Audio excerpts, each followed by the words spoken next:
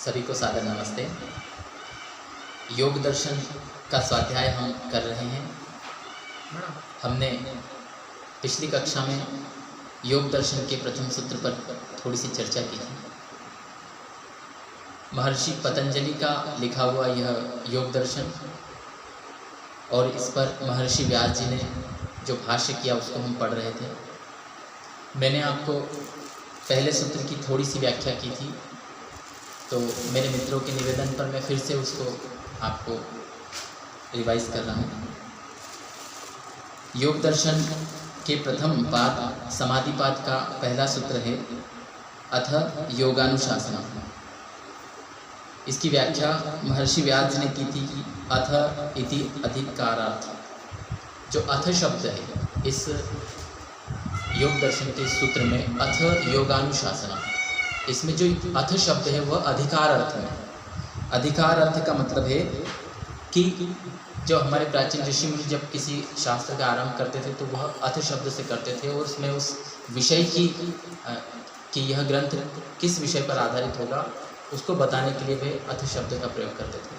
तो यह योगानुशासनम ग्रंथ महर्षि व्यास जी कहते हैं कि योगानुशासनम शास्त्रम अधिकृतम वेदितव्यम, अर्थात अथ शब्द से यह समझना चाहिए कि यह योगानुशासन शास्त्र को पर आधारित है और उसको इसमें बताया गया है।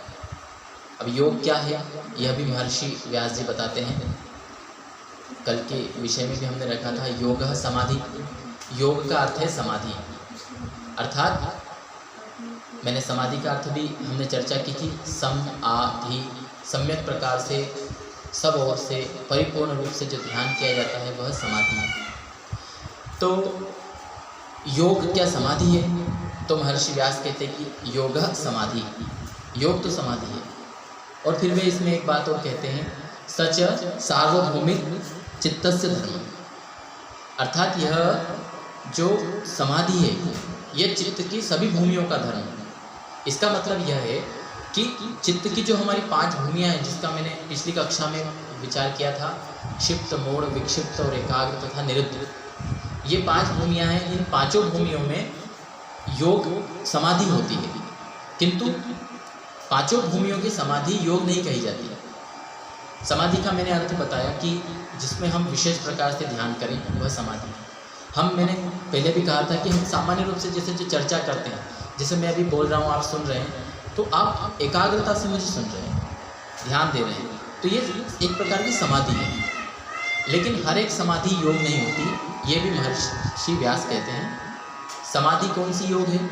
तो वे कहते हैं कि जो क्षिप्त, मूढ़, विक्षिप्त और एकाग्र निरुद्ध इति चित्त भूमि, ये 5 चित्त की भूमियाँ हैं। तत्र विक्षिप्ते चेतसी विक्षेपोपसर्जनी भूत समाधिर्न योग पक्षे वर्तते, अर्थात जो विक्षेप की जो समाधि है, विक्षेप और उसके नीचे की सभी जो क्षिप्त, मूढ़ और विक्षिप्त 3 भूमियाँ हैं, उनकी जो समाधि है वह योग नहीं कहलाती है। अब यहाँ एक बात समझनी चाहिए हमें कि योग हम किसे समझते हैं। सामान्य रूप से हम समझते हैं कि जो योग हम करते हैं और जो समाधि लगा रहे हैं वो सब योग है, लेकिन ये योग नहीं है। योग तो उस अवस्था को कहा जाता है जो चित्त की निरुद्ध अवस्था जब पहुंच जाती है और जो सारे वृत्तियां शांत हो जाती है वह अवस्था योग है, अथवा जो एकाग्र अवस्था है वह योग है। उसी को यहाँ पे आगे बताएंगे, संप्रज्ञात योग से कहेंगे और फिर असंप्रज्ञात योग भी इसको कहा है। जो चित्त की 5 भूमियाँ उसको मैं थोड़ा सा फिर आपको बता देता हूँ। जब हमारा चित्त चंचल होता है, जब लगातार हमारा मन एक विषय से दूसरे विषय पर भटकता रहता है, तो उस अवस्था को कहते हैं क्षिप्त भूमि। आप सब थोड़ा सा ध्यान से इसको सुनें। क्षिप्त भूमि अर्थात जब हमारा मन चंचल होता है।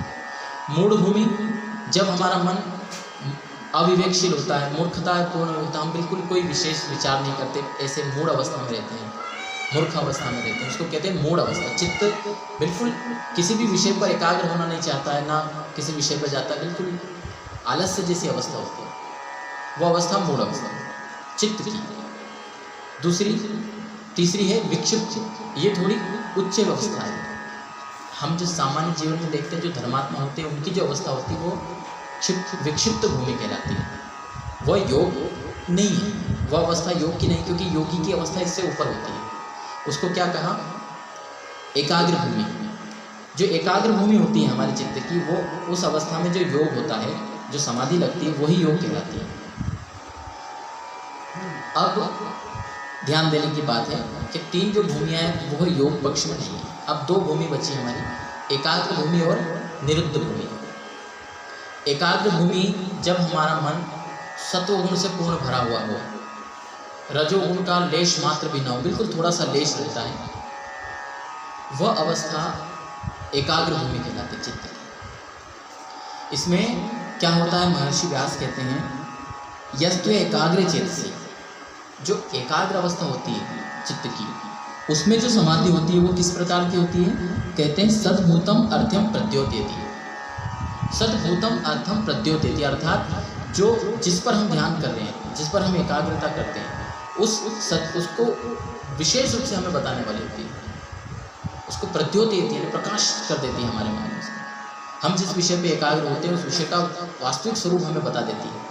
यह अवस्था कौन सी है चित्त की? एकाग्र अवस्था। और उसमें जो योग होता है वो भी योग कहलाता है, वो समाधि योग कहलाती है। आगे कहते हैं इस समाधि में कौन सी? एकाग्र भूमि की जो समाधि है उसमें जो योग होता है, एकाग्र अवस्था का जो योग होता है उसको क्या कहते हैं वो भी बताएंगे।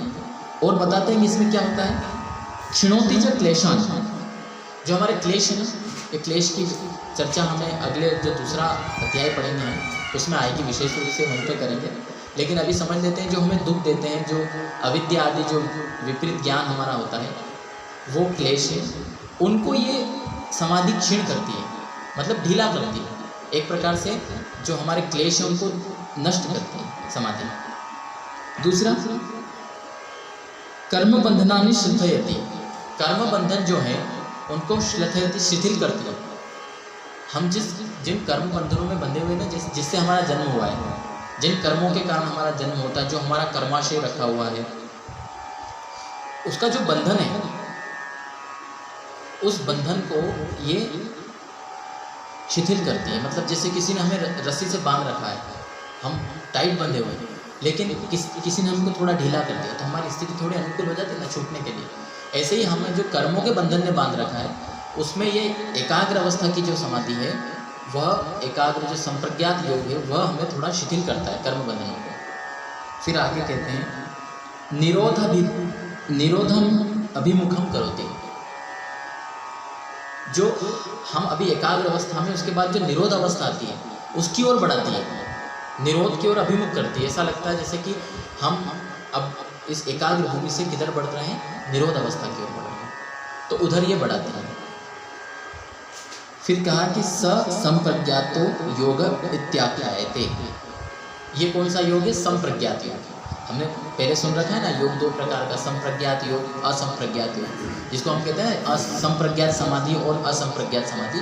तो उसमें ये संप्रज्ञात समाधि अर्थात संप्रज्ञात योग, एकाग्र अवस्था में जो हमारी समाधि होती है उसको कहा जाता है। अब इतना तो आपको समझ में आ गया होगा ना कि संप्रज्ञात योग कौन सा है, संप्रज्ञात समाधि कौन सी है। मन की एकाग्र अवस्था में जो समाधि लगती है वो संप्रज्ञात समाधि है। ये उच्च स्तर के योगियों की होती है। हम सामान्य अवस्था के जो लोग हैं, हमारी कौन सी भूमि चल रही है अभी, हम विचार करें तो हमारी भूमि अभी क्षिप्त भूमि है, या किसी के हम में से विक्षिप्त भूमि की ओर हम बढ़ गए हैं। कैसे? हमारे अंदर थोड़े धर्म के गुण हैं, हम यज्ञ करते हैं, स्वाध्याय करते हैं, हमारे अंदर धार्मिकता के गुण बढ़ रहे हैं, तो हम अभी कह सकते हैं हम विक्षिप्त भूमि की ओर हैं। लेकिन एकाग्र भूमि हमारी कब होगी? जब हम योग साधना में थोड़ी उन्नति कर लेंगे। तो वह संप्रज्ञात योग कितने प्रकार का, ये भी यहाँ पे महर्षि व्यास बता रहे हैं। सच वितर्कानुगतो, विचारानुगत, आनंदानुगतो, अस्मितानुगत, मतलब वो 4 प्रकार का है। वितर्क अनुगत, विचार अनुगत, आनंद अनुगत और अस्मिता अनुगत। ये आगे आएंगे, इसी बाद में आगे इसकी विशेष चर्चा वहीं पे करेंगे। अभी इतना समझ लेते हैं कि ये जिस विषय पर हम एकाग्रता करते हैं उस विषय के आधार पर वर्गीकरण है। जब हम किसी स्थूल चीज़ पर एकाग्रता करते हैं ना, तो वो वितर्क के अनुगत आती है। फिर थोड़ा सूक्ष्म पे जाते हैं तो विचार अनुगत, आनंद अनुगत। जब हम आनंद जो सुख की भावना होती है उस पर करते हैं तो आनंद अनुगत एकाग्र अवस्था होती है। समाधि होती है। और अस्मिता अनुगत, जब हम अपने आत्मा पर स्थिर हो जाते हैं, अपने स्वयं के ऊपर स्थिर होती है, तो अस्मिता अनुगत समाधि होती है। इसमें आत्मा का साक्षात्कार होता है। इसके कह रहे हैं कि इत्युपरिष्टात् प्रवेद श्याम, और इसके ऊपर हम विशेष रूप से वहीं पे चर्चा करेंगे आगे जब ये आएगा। महर्षि पतंजलि जब सूत्र अगला प्रस्तुत करेंगे उस पर ये वहीं पे चर्चा करेंगे। फिर इसने कहा सर्ववृत्ति निरोधे तू असंप्रज्ञातः समाधि। यहाँ हम ध्यान दें कि जो इसमें वृत्ति रहती है, एकाग्र भूमि जो होती है ना उसमें कुछ ना कुछ वृत्ति रहती है, इसलिए इसको सभी समाधि भी कहते हैं। जो संप्रज्ञात समाधि है वह सभी समाधि भी होती है। उसके बाद कहा कि सर्ववृत्ति निरोधी, जब सारी वृत्तियां हट जाती है अर्थात चित्त पूर्ण रूप से निरुद्ध अवस्था में पहुंच जाता है, तो वहाँ पे जो योग होता है, जो समाधि होती है, उसका नाम क्या है? संप्रज्ञात समाधि। अब देखो यहाँ पे क्षमा चाहता हूँ, असंप्रज्ञात समाधि होगी। यहाँ पे दो बातें कही, एक जगह कहा संप्रज्ञात योग, यहाँ कह रहे हैं असंप्रज्ञात समाधि। इससे भी स्पष्ट है कि योग यानी समाधि होता है, वो समाधि योग के अर्थ में ही आती है। तो यहाँ पे दो चर्चा हुई, इसमें थोड़ा सा हमें ध्यान देना चाहिए। समाधि किसे कहते हैं? जब हम सम्यक प्रकार से, विशेष प्रकार से जब ध्यान करते हैं तो वो समाधि है। लेकिन ये समाधि सामान्य भी होती है, जैसे हम क्षिप्त भूमि में भी करते हैं, विक्षिप्त में भी है, मूढ़ अवस्था में भी है।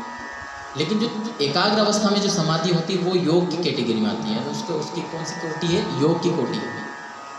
और हाँ, बाकी जो क्षिप्त, हाँ समाधि तो है, अभी भी हम जो बातें करें समाधि से ही हो रही है। भाई देखो, आत्मा क्या करती है? मन से संपर्क करती है, मन इंद्रियों से संपर्क करता है और इंद्रियां विषयों से संपर्क करती, तब हमको ज्ञान होता है। जैसे अभी मैं आपको देख रहा हूँ तो मुझे ये इतनी प्रक्रिया करनी पड़ रही है, तो ये कब होगी? जब मैं थोड़ा सा सम्यक प्रकार से आप पर ध्यान करूँगा। अन्यथा हमने देखा होगा कई बार हम बैठे रहते हैं, हमारा ध्यान नहीं रहता है, कोई व्यक्ति निकल जाता है, हमें पता ही नहीं चलता, तो उस समय हमारा क्या ध्यान नहीं होता है, हमारी समाधि नहीं थी इसमें। तो ये सामान्य रूप से समाधि का है। लेकिन जो एकाग्र भूमि की समाधि वो योग है, जो निरुद्ध भूमि की समाधि वो भी योग है। ये दोनों समाधि योग है, लेकिन एक जो है संप्रज्ञात योग है, दूसरा असंप्रज्ञात योग है। इन्हीं को आगे सभी समाधि और निर्मित समाधि कहा है। तो इनको हम आगे और डिटेल आगे समझेंगे। समय अगर हो गया तो अगर इसमें अगर कुछ शंका आपने को करना हो तो आप पूछ भी सकते हैं, अगर समय बचा हो तो। कितना समय है? ठीक है, तो अधिक समय नहीं लेते हुए अगर इसमें कुछ शंका हो तो हम अगली कक्षा में जब वो आप इस पर विचार करेंगे तो आप वो प्रश्न पूछ लेना। तो हम समापन करते हैं, एक बार ओम का उच्चारण करेंगे। ओम